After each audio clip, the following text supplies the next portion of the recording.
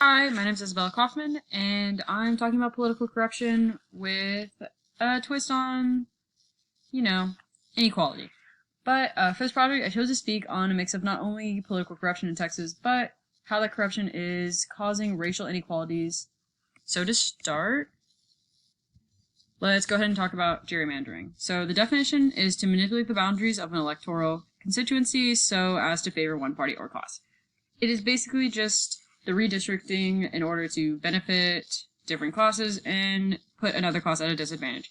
The image explains it a lot better than how I could, but just kind of shows the difference between like the Republican and Democratic districting. But on here it says a total freedom to gerrymander the results they want.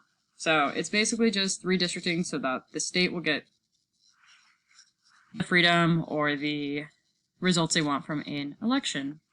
So to start off with this, I just want to talk about the political agenda in Texas this last month, because it did consist of some very radical laws that banned nearly all abortions and allowed permitless carry on handguns. So that's just talking about concealed carry without a license, which previously you did need to go to classes and get a license to concealed carry.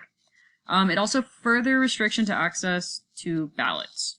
So basically just keeping different minorities away from the ballot, making it harder for different minority groups. So another important factor in all of this is the demographic of Texas legislators. To no surprise, the Texas government demographic usually goes along the lines of Caucasian Republican men, and not much has changed from that in the last few decades. Which is also really important when we look back. In 2011, the Republicans did control legislature and drew some very aggressive gerrymandering maps that deliberately discriminated against minority groups. And that is really important in terms of corruption, because that is keeping people's views from making it to the government here in Texas. So next is, what is the importance of redistricting? The biggest importance of this all is the effect it has on minorities in Texas.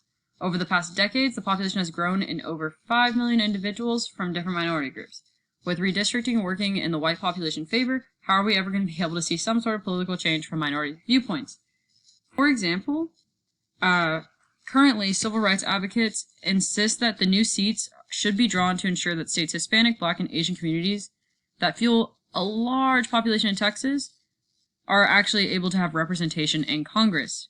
A good example is the Dallas-Fort Worth area is the only state's metro without a district where Hispanics could determine the outcome, even as the Latino population there has surged over 2 million in the last decade.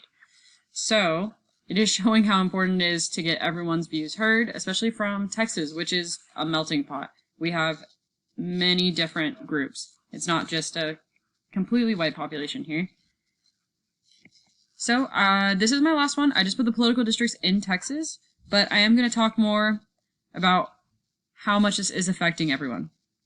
So for one, the biggest issue is that they feel like these redistricting efforts are just to see how far Republicans are really willing to go in terms of their agenda.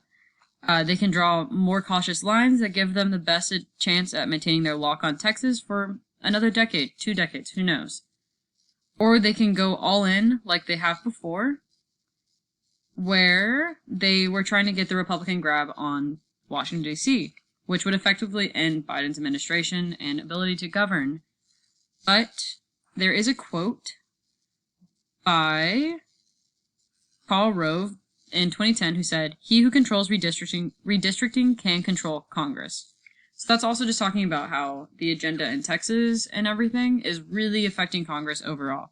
Tom Delaney, the Republican U.S. House leader from Texas, proved that as he worked in the back rooms of the state capitol, helming Republicans' effort to redraw the Texas congressional districts in order to bolster the party's majority in Washington.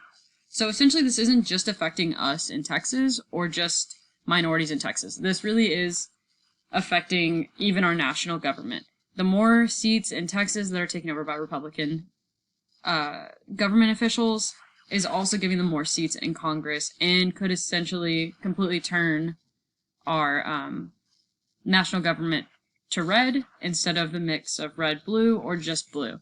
So it's not just affecting the minorities here, it could essentially affect minorities all over the United States.